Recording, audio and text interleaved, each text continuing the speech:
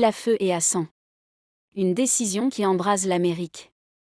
Los Angeles vient de vivre l'un de ses week-ends les plus explosifs depuis des décennies. Tout commence par une série de raids menés par les agents de l'ICE, la police fédérale de l'immigration. En quelques heures, des dizaines de travailleurs sans papier sont arrêtés. Des pères, des mères, des jeunes, emmenés sous les cris de leurs familles. Très vite, la colère monte. Dans plusieurs quartiers populaires de Los Angeles, des foules se rassemblent. D'abord en silence. Puis en colère.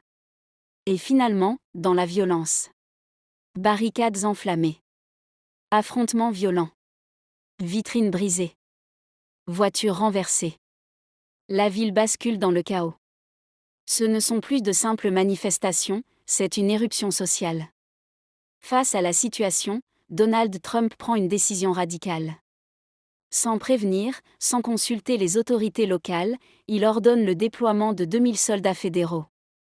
Des hommes armés, en treillis, envoyés au cœur de Los Angeles. Un geste d'une extrême gravité. Le gouverneur de Californie, Gavin Newsom, dénonce une action volontairement incendiaire. Il accuse Trump de piétiner les droits des États. Il refuse ce qu'il appelle une occupation militaire déguisée. Mais le président, lui, justifie son choix. Selon lui, les autorités locales ont laissé prospérer l'anarchie. Il fallait, dit-il, reprendre le contrôle. Sur le terrain, la tension est à son comble. Des vidéos circulent, montrant des affrontements entre la population et les soldats déployés. Certains manifestants parlent d'un tournant autoritaire. D'autres d'un test grandeur nature avant les élections. Dans les rues, la peur s'installe. Des commerces ferment. Des habitants fuient certains quartiers. Les réseaux sociaux s'enflamment. Le pays se divise. D'un côté, ceux qui saluent la fermeté de Trump. De l'autre, ceux qui dénoncent une dérive dangereuse vers un État militarisé. Ce qui se joue à Los Angeles dépasse de loin une simple affaire d'immigration.